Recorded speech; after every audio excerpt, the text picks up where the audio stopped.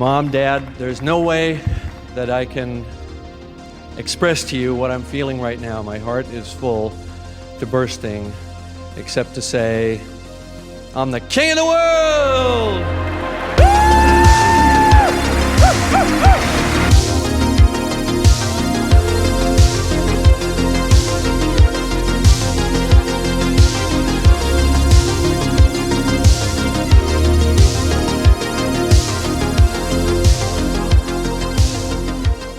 Hello and welcome back to Cameron, King of the World.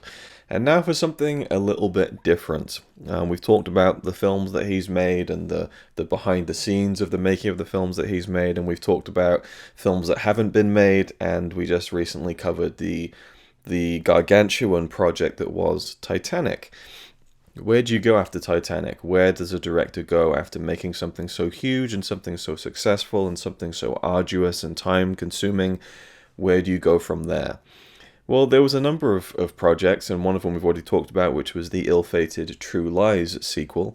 But in the early 2000s, Cameron really got wrapped up in deep-sea exploration expeditions and actually ended up making 3 films on these subjects. So for the next 3 videos, we're going to talk about his deep-sea exploration trilogy. I think these 3 documentaries that he was involved in and either directed or co-directed, and they revolve around shipwrecks and kind of science, and there's like a cool theme running across all 3 of them that I wasn't really fully aware of until I did the series, and also until I'd watched all 3 of them.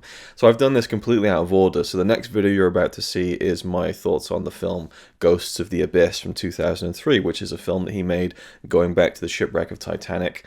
What do you do after making Titanic? You go back to the Titanic, I guess, but we'll talk about that in the next video. But that was the first one I watched. And then I went back and watched the other 2, and now I'm seeing a much clearer picture of this whole kind of 3 to 4 year period in his life when he made these 3 documentaries. So we're starting with the first one, chronologically, though not the first expedition he went on. We'll get to that in just a second. So this is the documentary Expedition Bismarck from 2002. It was released in December 8th, 2002, on the Discovery Channel. So it was a kind of production with the Discovery Channel that Cameron co-directed with Gary Johnstone, and it's about the wreck of the Bismarck, the German battleship from World War II, and going back to the site and kind of analyzing like some of the theories on why it sank, how it sank, but also kind of commemorating the event of the sinking of this ship and the historical, value of looking back on times like that and recognizing some of the lines that were blurred on both sides of the English and the German in this case, because it was all spun out of the mega ship, the Bismarck, which was kind of just this absolute monster beast battleship of World War II. Hitler was on that ship, and it's got a big swastika on the front, branded like it's on the deck. It's it was a big weapon for the Germans, for the Nazis in World War II. And I don't know anywhere near as much as I should about World War II, but the film does a very good job of setting up the background of the Bismarck, and again, obviously it's a Nazi ship, but also the circumstances that led up to it sinking. And it was very much seen as this unstoppable monster. It was, I think, almost as big as the Titanic, wider than the Titanic at the very least, and it was just equipped with just massive machinery, like there's just real weapons of, total destruction.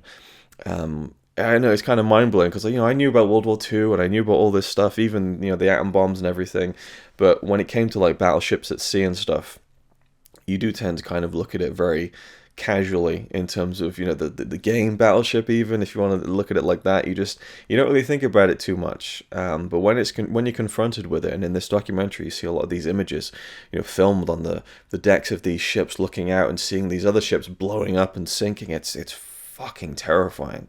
This was real heavy shit. And yeah, I don't know, sometimes I do take it for granted because we've never really lived through a war like that. We've lived through wars, don't get me wrong, but this kind of global scale and the power of it in more ways than one. It's just shocking to see, and I really want to, and that's a really good compliment I can pay this film, is that it really makes me want to go and watch more World War II stuff, because I need to know more about it. And I've said this before, and I need to kick up the arse, and it's that kind of thing where World War II was for most of us, and for some of us, even closer than that. But for most of us, World War II is like within punching distance of a couple of generations of our family.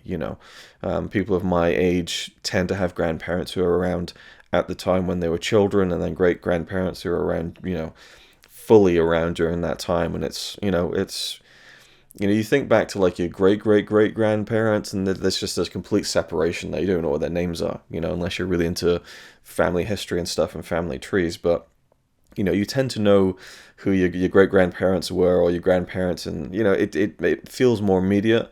And World War II was just massive, and I need to know more about it. But this film definitely got me interested in it, and there is that morbid curiosity element when you're dealing with these incidents. And the Bismarck, leading up to its sinking, was again seen as this absolute just tank of a warship. And there was the Battle of the Denmark Straits in 1941, May 1941, and they sank the HMS Hood, which was a British ship, and that was a big blow for the British. And there were 1,418 men on the HMS Hood, and 3 survived. 3 survived. Huge loss of life. And that was like, I didn't even realize, in doing a little bit of light research after watching the film, I didn't realize it. They don't really make it clear in the documentary, but the sinking of the HMS Hood took place on the 24th of May 1941, and the Bismarck was sunk on the 27th of May 1941. The retaliation was swift. Like, the British, they came in, and they, from both sides, they pinned down that Bismarck, and they fucking sank it. It was an absolute onslaught. And so they pay respect to kind of, what this ship represents as a piece of machinery and construction, but also as a weapon of destruction. And they do that, I think, quite interestingly by bringing along to the expedition, to go dive down to the shipwreck. They bring along 2 men who served on the Bismarck. These 2 guys on the Nazi side, they bring them along, and they do a little ceremony when they're out there at sea on the morning of, some 60 years later.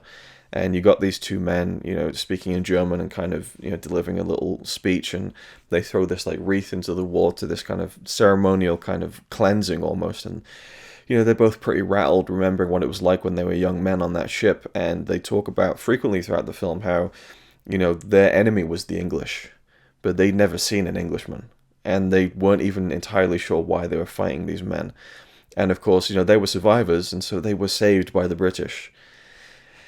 And so it just really makes you think about how those lines are blurred in war, and how so many people were just tools and pawns in this bigger game. And that is one of the big tragedies, as well as the loss of life, but the men who were made to do things like that on both sides. So yeah, it's a complex thing, and the film does a good job of setting up a lot of basics, I think, for someone like me who's not entirely familiar with all that stuff. But I found that interesting that, because before I watched the film, I didn't know it was a German battleship, because I was aware that it was another shipwreck documentary that Cameron had done, so I wanted to see it. So it just added a different vibe to it when it was this German ship, and they brought the 2 Germans on board, and they were getting emotional, kind of revisiting that time. And the film is peppered with reconstructions. And so I guess this is where I'll get into the chronology of these 3 documentaries, the Deep Sea Exploration Trilogy from Cameron, because the Titanic one was filmed in 2001. And I only know this because 9/11 happened while they were out there diving the wreck of the Titanic, and Cameron comes back up to the surface and gets informed that the World Trade Center has been destroyed. So that was filmed in 2001, released in 2003. So there was a lengthy post-production period for that Ghosts of the Abyss documentary, which we'll talk about in the next video. But whereas Expedition Bismarck was filmed in the spring/summer of 2002 and released later on that year. So this one's actually the second one that they did, but the first one to be released. And with the Titanic documentary, there's a lot of reconstruction, a lot of digital animation going on to kind of, they show you footage of the shipwreck and they blend it over then with what the ship would have looked like using CGI. And they also show you, events that would happen around the ship sinking in CGI. And I think in Ghosts of the Abyss, the CGI is a bit more refined. I think the budget was probably a little bit higher than Expedition Bismarck. But I also feel like Cameron was probably like, perhaps concurrently, I don't know the time frame of the post-production of both of these documentaries, but I feel like he was maybe toying around with certain, reconstruction methods in terms of visually realizing how you would take an image of that shipwreck and then show you what it looked like, or what it looked like at the time, using CGI. But also in Bismarck, they use photographs to kind of layer over the shipwreck, and that works really nicely. But it's definitely more refined in the Titanic one, Ghost of the Abyss, and I think probably they were maybe experimenting with this stuff, these techniques, with the Bismarck documentary, and then they refined that even further for the Titanic one, even though the Titanic expedition took place before the Bismarck one. Anyway, I really loved the way that it was laid out in terms of the editing and the sound. You're watching some of these reconstructions and then actually seeing footage, and I'm sure they used cherry-picked bits and pieces of, it's not necessarily you're seeing the Bismarck shooting its guns, you're not necessarily seeing ships that the Bismarck sinking in the sea, but you're getting a feel and a flavor for that through all this stock footage from World War II and the guns firing off. I mean, the sound of those fucking things, and it might be amplified, they might have done it after the fact, but you get this, you see these huge guns just like rolling back and the shells just barreling out of the, I mean, it's powerful stuff, and it really it slaps you around the face when you're kind of least expecting it. You're looking at like these serene waters, and then suddenly it just cuts to this flashback of the actual footage, and you just see the guns just blazing and firing away, and it's just it's really impactful, and it really sets up everything nicely in terms of getting to the shipwreck. And all three of these documentaries kind of take place from the central hub of this Russian ship called the Keldysh. Which is the ship that appears in Titanic. It's the ship that goes out and dives to these shipwrecks, and Cameron became very close with the crew on that ship and effectively became part of the crew, I would say, given how much time he spent on that ship and made 3 subsequent documentaries on it. So it was, you see that a lot, and you get to recognize some of the crew, and even, I think it's Louis Abernathy who plays the guy who, and I think I mentioned that in the next video as well, but the guy very enthusiastically explains to Old Rose how the Titanic sunk and the CGI animation. So that guy with the beard and the glasses, he's a guy who would be there on those expeditions. He wasn't just an actor who came in to play the part. He actually is there, and you see him in this one as well. But they effectively dive down to the shipwreck of the Bismarck, and this is something that really was wild to me, is that, with Titanic, it's very clean. The ship split in half, it came down, and it landed at the bottom of the Atlantic. With Bismarck, it sank, I think, about 350 miles to the west of France in the Atlantic. But it landed in an undersea mountain. It landed on a fucking mountainside. I think it's an extinct volcano. And so the Bismarck landed, and then it's fucking slid half a mile down this mountain. And so it's just crazy to visualize something like that. And they use digital animation to show you.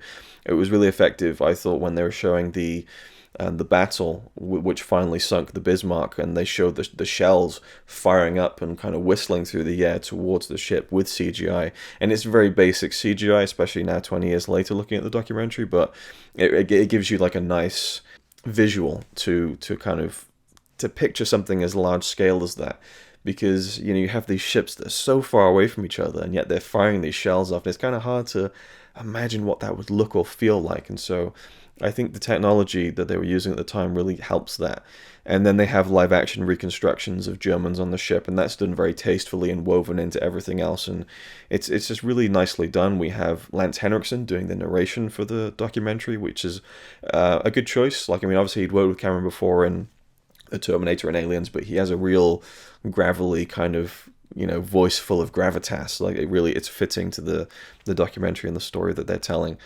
And Cameron's there, and his presence is maybe not as pronounced as in the other 2 documentaries, but he's certainly there and going down in these dives, and back on the ship on the Keldysh, they're going through all of the schematics and the blueprints of the ship that they found. They're really mapping out everything and trying to find what they can find. They want to see some of the shell damage on the side of the ship to see if the ship was indeed sunk by, actual shells, or was it the torpedo that took out the rudder? So they're really going in deep and trying to, do as much research as they can. This isn't just about the wow factor of here's this ship underwater.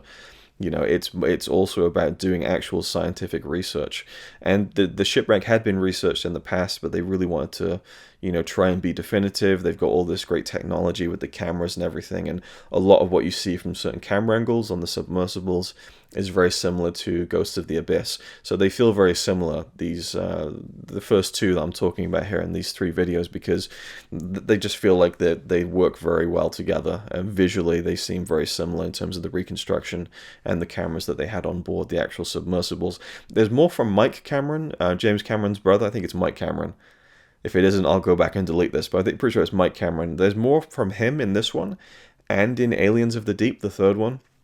I don't feel like there's as much of him in Ghost of the Abyss, but James Cameron's brother, he designed the little ROV machines, the kind of, what does the ROV stand for? Remotely operated vehicle, I'm pretty sure. Makes sense. He designed those, and so he's like, you can see how he's Cameron's brother, and it kind of threw me off a couple of times, because they're down in the submersibles, and you'll hear his brother speaking, but it sounds like him, and they look kind of similar, but he sounds very similar to his brother, James Cameron. So he's down there too, and he's working the ROVs and everything, and it was just nice to see. I say nice, it's not nice to see a battleship sunk in the bottom of the sea where, thousands of people's lives were responsible, or this ship was responsible for thousands of people's lives, but it was just nice to see, having gone through this whole Cameron journey of seeing the Titanic and the behind the scenes on the Titanic and the Ghost of the Abyss documentary on the Titanic. And I've also watched this other documentary called 20 Years Later, Revisiting Titanic. So, and there's even another one to come, which we'll get to a few videos down the line. But I'm not saying I'm getting sick of Titanic, but it was nice to see the wonder of this, again, monument of, man's hubris at the bottom of the ocean, in the way that they shoot it with these great cameras. And and it's not the Titanic, it's something different, but it's also a warship. It's a completely different vibe from the Titanic. It's like Titanic was just such an absolute tragedy. This is an ocean liner, and there's it's a very tragic story, and it feels very much like a novel, like a great novel, like it's the unsinkable ship and it sinks on its maiden voyage. But with the Bismarck, it's like, fucking had it coming. It killed thousands of people. This thing needed to be put in the bottom of the fucking ocean, So there isn't really a sadness in terms of the ship being there, but there is this eerie quality to it. I mean, the big, massive guns, the huge turrets on the ship were gone because they were never affixed to the ship because they were so heavy. So when the ship sank, it turned upside down, and those big turrets, they just fell right out and hit the bottom of the seabed. But there's these guns on the side of the ship on the deck, and they're still there intact, just pointing up, to the top of the, effectively, you look a straight line, you'll eventually get to the surface of the ocean, and it's just very eerie. It's got all these bits of algae and all that kind of stuff all like affixed to it, and so stuff is growing on the ship, The ship's being eaten by nature, but those guns, they're just pointing up, and it's fucking eerie when you see it, like it's whoof. And then they see all this damage on the hull of the ship, and they're trying to figure things out. They get inside the ship, but unlike the Titanic, where there's a lot of breathtakingly undisturbed stuff that they can find in the Titanic, including these stained glass windows. I talk about that more in the next video. But in this ship, it's like, it was just an inferno inside that ship when it sank. And so there's just all this twisted molten metal that's now been rusted and eaten away. Like it's a mess inside the ship. But they do find a plane inside there. So there's just these really, it's full of wonder, like it really is. And I think that given the historical story of this being part of World War II, and I don't know, this one just has the edge for me over the next one, Ghost of the Abyss. Maybe it's because, I don't know, it's just Titanic. It was a refreshing change for me to see something that was a little bit different. And I also really appreciated them bringing the Germans along for the ride and kind of letting them maybe not get closure, but get some sense of, catharsis of being back where they were as young men. Very emotional moment, but they can kind of say their piece. And they do, in fact, drop a little plaque on the ship before they leave, which they also do in the Titanic documentary, but they leave a little plaque on the ship, and over the radio, you know, over the kind of communications device, they have that one of the Germans kind of deliver this speech that is then broadcast down below. I don't know if it was really broadcast or they do that for the movie, but you know, it's just very nice that they got the chance to do that and were offered the chance to go and do that. It's a very emotional thing for those guys, and I think they actually had a whole group of people at the beginning of the film, both English and German, who had this kind of reunion and stuff, and it was, you know, mixing with people who they once thought were their mortal enemies, and there's kind of a lot of, I would have liked to have seen more of that actually, but you see Cameron speaking with some of the survivors, but it's just the two guys who come along for the actual expedition.